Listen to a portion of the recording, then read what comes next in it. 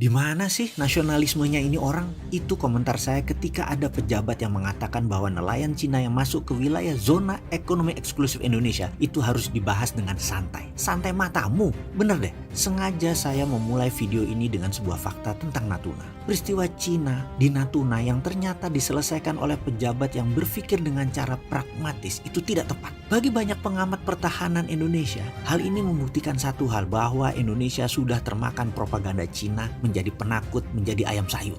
Fakta lain yang mau saya berikan lagi adalah ketika Ibu Susi, mantan menteri yang saya beri julukan Menteri Spesialis Penegakan Kedaulatan Maritim dan Perikanan ini melakukan aksinya menenggelamkan kapal pencuri ikan, dia menegakkan kedaulatan dengan cara menenggelamkan banyak kapal Cina yang maling-maling tadi. Dan apa yang terjadi pada saat itu? Cina diam aja tuh. Oh lupa, ternyata nggak diam juga. Buktinya Bu Susi nggak kepake ya sekarang. Oke, kita lanjut. Bener deh, menurut saya Ibu Susi ini lebih NKRI dari Angkatan Laut Indonesia selama ini, dan itu fakta. Beliau lebih NKRI dari Menkosaurus yang mengurusi investasi Cina. Ibu Susi menenggelamkan lebih 200 kapal pencuri ikan di lautan Indonesia. Bahkan di Natuna yang 80%-nya dicuri bisa berdaulat lagi zaman Bu Susi menjabat. Efeknya kapal nelayan Indonesia kalau menangkap ikan di Natuna bisa panen raya terus. Ada fakta lain lagi, Bu Susi pernah mendapatkan pujian dari banyak negara karena tidak ada satupun angkatan laut di dunia ini yang pernah dan berani menenggelamkan kapal Cina lebih dari 100 buah, dan Bu Susi sudah melakukannya. Itu dulu.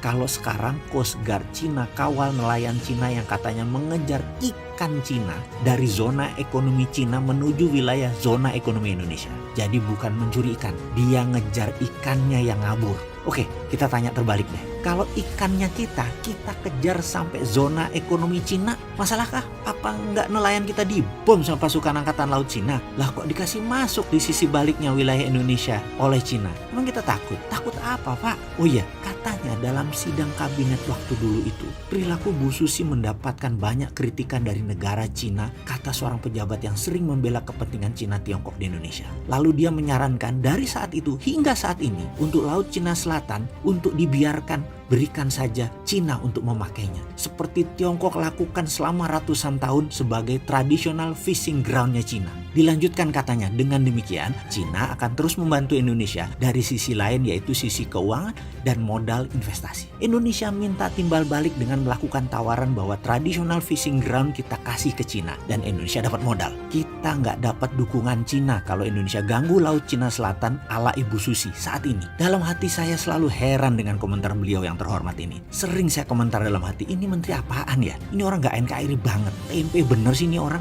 Masa kedaulatan NKRI ditukar dengan materi secuil? Apa yang terjadi dengan pulau-pulau kosong di sekitar Natuna kalau didiamkan tidak disusikan?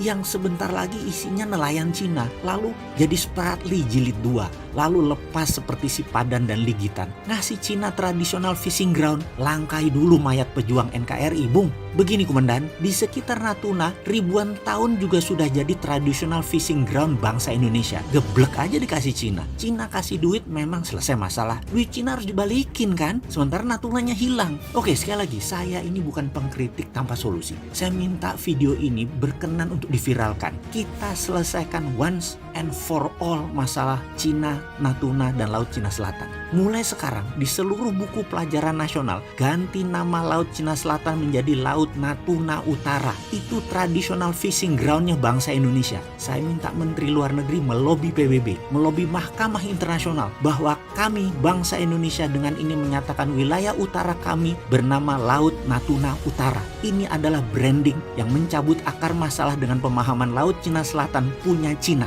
Nanti dulu, di sisi utara Indonesia ini brand baru nasional. Sahabat, bantu NKRI untuk membranding kedaulatan sisi utara ini. Kontribusi kita kecil, tapi kalau diviralkan ke jutaan orang, maka ini menjadi collective belief bangsa Indonesia. Ini paradigma Indonesia baru, Laut Natuna Utara.